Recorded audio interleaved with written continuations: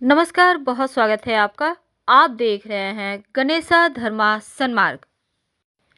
मकर राशिफल 2022 से 2025 आपके जीवन में शनिदेव का कितना ज़्यादा आशीर्वाद बरसेगा और क्या आपको सावधानियां रखनी है, तमाम बातें जारी है। वीडियो के अंत तक बने रहे और ये प्रेडिक्शन चंद्र राशि पर आधारित है। तो मकर वालों, शनिदेव का 7.5 चल रहा है छाती पर। आपके लग्न में बैठे हैं शनिदेव। अब 7.5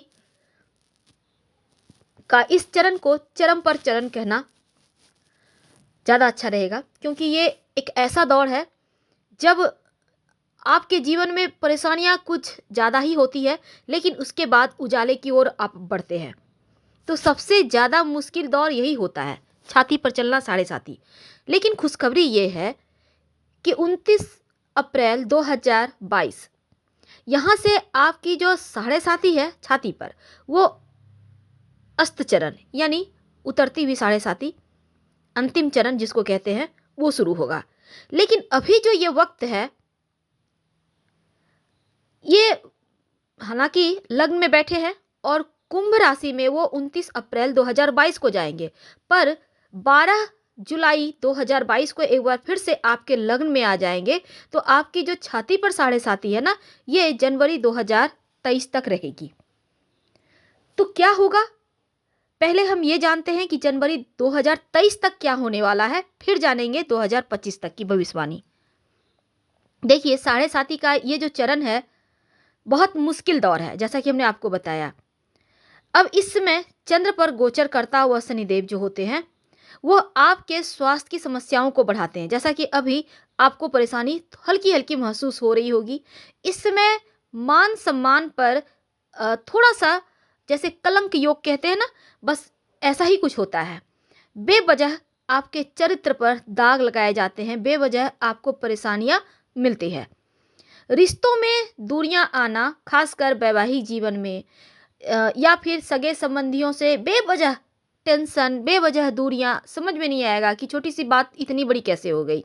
तो ये समय ही कुछ ऐसा है, आपकी जो मानसिक टेंशन है वो बढ़ना, मानसिक शांति खो जाना, और ये सभी चीज़ें कहीं ना कहीं आपको एकदम से ऐसे हालात में फंसा देता है, लगता है जैसे आप अंधे कुएं में फंस चुके हों। हालांकि आपको लग रहा होगा कि सफलताएं मिल नहीं पा रही, कठिनाई आ रही है, बहुत मेहनत करने से थोड़ा सा आपको मिल पा रहा है। लेकिन एक बात है, अगर शुभ स्थिति में आपकी कुंडली में शनिदेव बैठे हो तो थोड़ा कष्ट कम होता है। कष्ट तो होगा पर थोड़ा कम होगा। लेकिन अगर कुंडली में भी शनिदेव बिगड़े हो तो यकीनन ये समय थोड़ा कठिन तो होगा आपके लिए। आपका स्वास्थ्य, आपकी जो एक रोग प्रतिरोधक क्षमता है, यानी वो इस समय थोड़ा कमज़ोर हो जाता है। यानी ज़रा सा ठंड हवा में निकले नहीं कि सर्दी हो गया, ज़रा सा ठंडे पानी से हाथ पैर धो लिए, नहाए नहीं कि बुखार हो गया। कहने का मतलब शरीर अंदर से थोड़ा कमज़ोर पड़ जाता है। मेहनत ज़्यादा करना होता है, फल कम मिलते हैं। अब आपका चूंकि पहला भाव जो लग्न है, जहाँ शनिदेव वर्तमान में बैठे हैं, 2023 तक रहेंगे, अगर 2 महीने को छोड़ दें तो जनवरी 23 तक। तो क्या होगा ना, लग्न का मतलब होता है आपका व्यक्तित्व, तो आपका स्वास्थ्य। इसलिए जब शनिदेव लग्न जहाँ बैठ गए हैं, उनको तो थोड़ा सा आपको ख्याल रखना होगा। तो ऐसे में अपने स्वास्थ्य का आपको ध्यान रखना है। नहीं तो अभी थोड़ा सा कोरोना का भी अभी चल रहा है, तो कहीं आप संक्रामक रोगों की चपेट में ना आ जाएं, कहीं वायरल जैसी चीज़ें कोई टेंशन में ना आपको डाल दे। तो ऐसे में आपको थोड़ा सा ध्यान रखना है।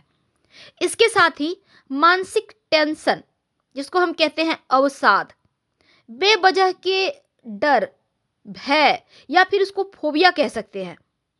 होता है ना डर बहुत तरह का, क्या होगा, नहीं होगा, कैसे होगा, तो ये चीजें आपको परेशान कर सकती है।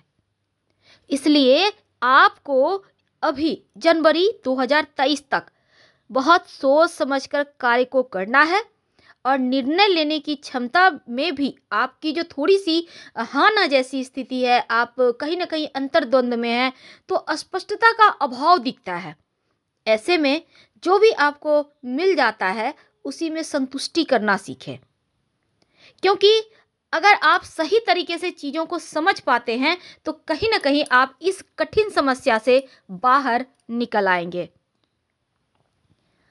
अब चूंकि हमने कहा कि 29 अप्रैल से लेकर 12 जुलाई 2022 के बीच आपकी साढ़े साथी का अस्तचरण, ये मई जून 12 जुलाई तक यानी करीब 2.5 महीने हैं। तो इन 2.5 महीने में आपको आपके साढ़े साथी का अंतिम चरण है, लेकिन एक बार फिर से जब लग्न में आएंगे तो फिर आपका छाती पर साढ़े साथी का ही प्रभाव देंगे जनवरी 2023 तक। लेकिन इसके बाद जब अंतिम चरण शुरू होगा तब क्या होगा? देखिए, अंतिम चरण जब शुरू होगा तो शनिदेव चंद्र से दूसरे भाव में गोचर कर रहे होंगे। अब व्यक्तिगत और धन, पर्सनल और पैसे, दोनों ही मामलों में सावधानी रखनी होगी, क्योंकि आपके पर्सनल जीवन में खासकर वैवाहिक जीवन, लव लाइफ, थोड़ा सा रिश्तों को लेकर आपको कठिनाइयां महसूस हो सकती है। ये समय ही कुछ ऐसा है। धन के मामलों में आपके पास सब कुछ है, लेकिन फिर भी लगेगा कुछ तो कमी है। हालांकि ये कमी हर किसी को महसूस होती है, लेकिन ये इस धन के मामलों में भी थोड़ा सा कठिनाइयां देगा। अब ये साढ़े साथी के ये जो 2 मुश्किल चरण आप गुजार रहे हैं, तो कहीं ना कहीं तीसरे चरण में राहत तो मिलेगी। अब आप पहले की तुलना में थोड़ा खुश रहने लगेंगे, पहले की तुलना में थोड़ा सा प्रसन्नता महसूस करेंगे, लेकिन फिर भी आप एकदम से आज़ाद नहीं हैं, क्योंकि जाती हुई साढ़े साथी व्यक्ति को उतावलापन देती है, व्यक्ति को हड़बड़ाहट देती है।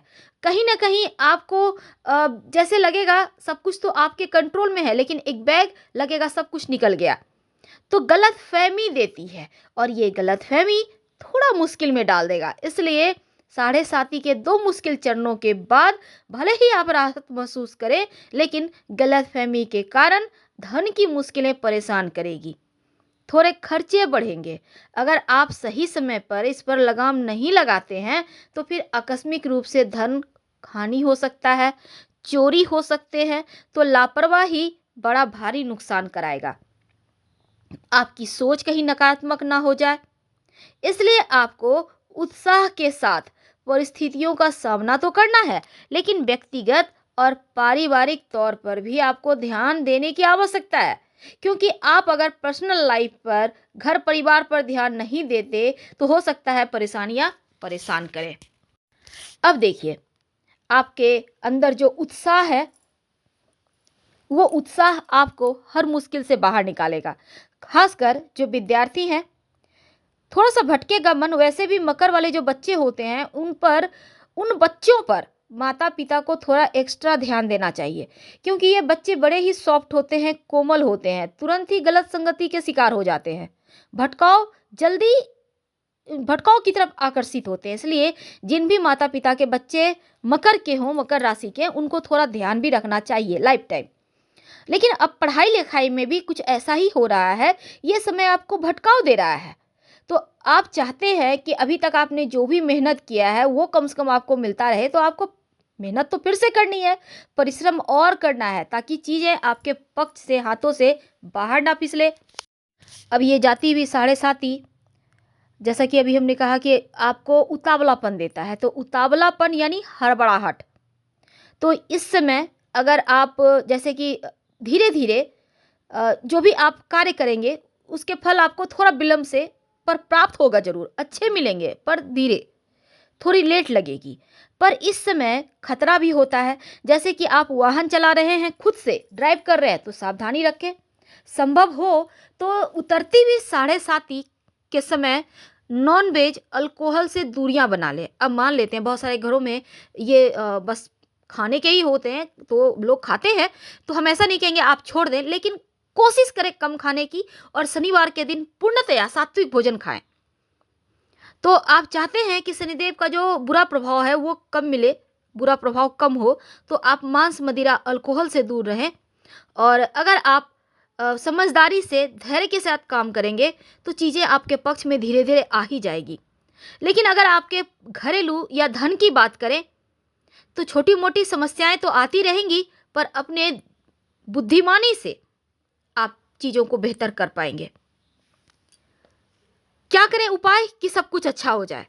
एक तो रोज शाम में ओम संग शनिच्चराय नमः इस मंत्र का जितना ज़्यादा जप करेंगे उतना ही अच्छा होगा, क्योंकि आपके ही राशि के स्वामी हैं, उनको बल आप प्रदान करते रहें। दूसरा, शनिवार के दिन अगर कष्ट ज़्यादा हो तब एक स्टील की कटोरी, नई कटोरी लीजिएगा, छोटी सी ही लें, कोई दिक्कत नहीं है। उसमें सरसों का तेल लें। शुक्रवार के दिन रात में अपने बेडरूम में सिरहाने रखकर सो जाएं, यानी पलंग के नीचे, चौकी के नीचे। शनिवार के दिन इस तेल में अपने फेस को देखें, छाया देखना जिसको कहते हैं, और किसी गरीब व्यक्ति को दान कर दें, किसी पास के पीपल के पेड़ के नीचे रख दें या मंदिर में रखाएं कटोरी के साथ ही। 3 शनिवार कीजिएगा, कष्ट कम होंगे। हम आपसे फिर मिलेंगे। हर हर महादेव। धन्यवाद। लेकिन जानकारी अच्छी लगे तब लाइक कर सब्सक्राइब करें।